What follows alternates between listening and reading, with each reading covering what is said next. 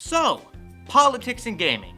It's a very sensitive topic for a whole lot of people on both sides of the spectrum, and after having dipped my toes into the topic a little bit here and there in previous videos, I think it's time that I finally dedicate a video to politics and video games. So, we're going to be talking about both sides, and I'm going to be giving my thoughts on both sides, and why I think politics and gaming and people making such a big deal out of it is pretty stupid and pointless. So, with that being said, let's just get into it.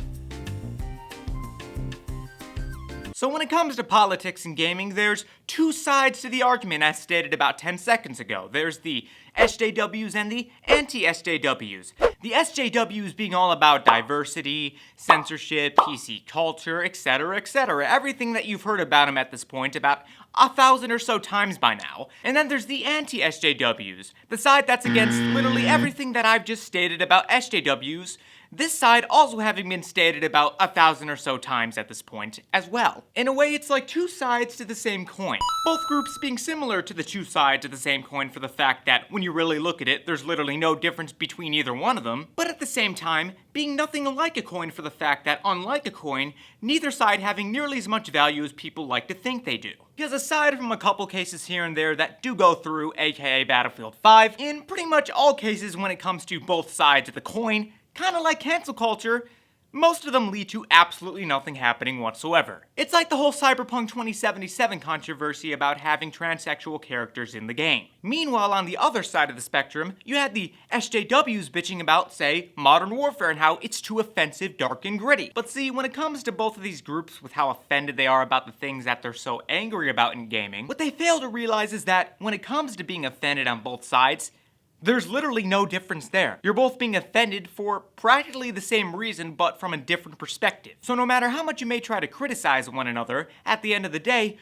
you're no better than one another. And so you, the audience, may be wondering, okay, yeah, no shit, that's all obvious, but what exactly is the point you're trying to get across? And my point that I'm trying to get across is, when it comes to the coin on both sides, there's always that copper, the in-between, that's between the black and white, that gray area when it comes to both sides of the argument, because believe it or not, but there's more to life than just this perspective or that perspective.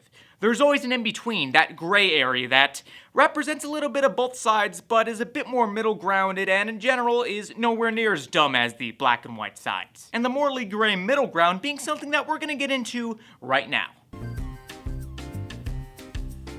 Now, what makes the middle ground different than the white and black sides of the argument is the fact that they understand how to do diversity, or however you want to call it, as well as just how important or unimportant it really is in the grand scheme of things. In fact, let me use a few examples. Again, let's use Cyberpunk 2077 as example. Now, the Anti-SJWs would refer to this game as having an agenda and being pure propaganda for the fact that there's diversity in this game, while the SJWs would refer to this as something that's good for gaming because diversity is good by default. But what both sides don't realize is the fact that the reason why this is actually good for the game is that it adds to the setting. It has purpose. It's not in your face. It's subtle. This is a game about having your own identity and being unique with the enhancements of the future in this version of Earth. So everything that's been shown off about this game makes sense for the setting that it takes place in. The same argument could also be made for games like Modern Warfare 2 and Halo 2. With Modern Warfare 2, in terms of story, there is more to No Russian than just being pure shock value. If you've played the campaign, then you know it has to do with American and Russian politics, so having something like this happen in the game makes sense for the setting and time that it takes place in because of how it adds to the story. Politics add to this game's story because of just how essential they are to moving the plot forward. Again, they aren't in your face. They're subtle, and they have a reason to exist. And mentioning Halo 2, it's the same thing with the Covenant and their religion. The Covenant in the Halo series, especially in Halo 2, are portrayed as these religious zealots, where they're following this great journey that has to do with religion and the politics that the Covenant follows. And because these politics and religious beliefs add so much to the plot, by default, it actually makes the story much better than it would be without them, because it just gives the Covenant so much depth if they were just this evil faction that you have to fight because they're evil aliens. But meanwhile, an example of forced diversity is, say, Assassin's Creed Odyssey. Both characters that you choose, there's literally no difference. There's no impact to the story. There's nothing added. There's literally no significance to choosing either a male character or a female character for the story. You'd think that with where and when the game takes place, by choosing the female character of the two, that would affect how the game sees you. Maybe throw in a little bit of sexism here and there because, considering when this game takes place, women weren't exactly portrayed as being these strong figures like they are now. But instead, nothing is added. There's no significance there, so what exactly is the point? Oh wait, there is none. It's just diversity there for the sake of being diversity. Now, is there anything wrong with that? No. It's just a video game at the end of the day, but if you're going to add diversity of some type to the game that you're making, or whatever project that you're creating, then maybe have that diversity have some impact or purpose in that thing that you're making, whatever that story may be. Why have it there for the sake of being there? It may come off as having an agenda. At this point, words like agenda, SJW, and Anti-SJW are all really cringy as fuck, but considering the type of video this is, I kinda have to use them to get my point across. But I digress. Now at this point you're probably wondering, okay, with everything that I've now said, what point am I trying to get across? What exactly am I talking about?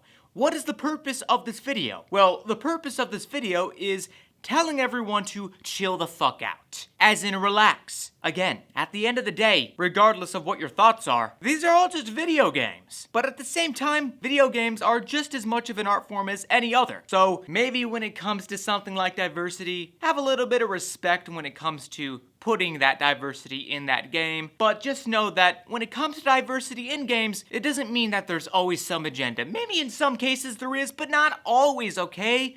Relax, you big baby. Everyone has artistic visions, like I said before. So just let them express it in a meaningful way so long as it adds to the message or just game overall. And maybe, just maybe, both sides of the coin should come to understand each other instead of always arguing and bickering about the most pointless of shit. As in, be a bit more like the copper of the coin. Try to be a bit more middle grounded, be a bit more gray when it comes to your thoughts. Sure, you don't have to do what I'm saying and you probably won't, but just try to relax a little, look at life through each other's perspectives, because the thing about life, the beauty of it is that it's all about perspective. It's all about how you view it, and maybe by taking the time to look at each other's perspectives, you can come to understand each other a little bit more, and maybe be a little bit less angry about your perspectives and opinions. Because, I'll admit, I'm just as guilty. If you've seen some videos I've uploaded last year, then you know that. But I've grown since then. I've matured out of the diapers and baby bottles, and now I've moved on to the adult bottles for adults like me. Just watch.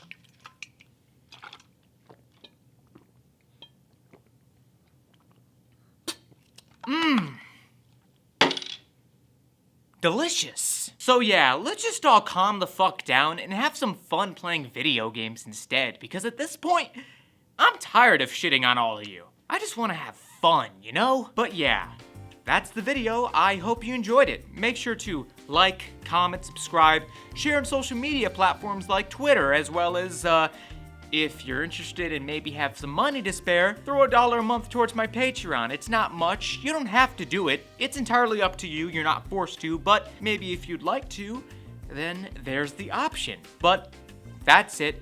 Again, hope you enjoyed, and I'll see you all next time. But until then, I'm out. Peace.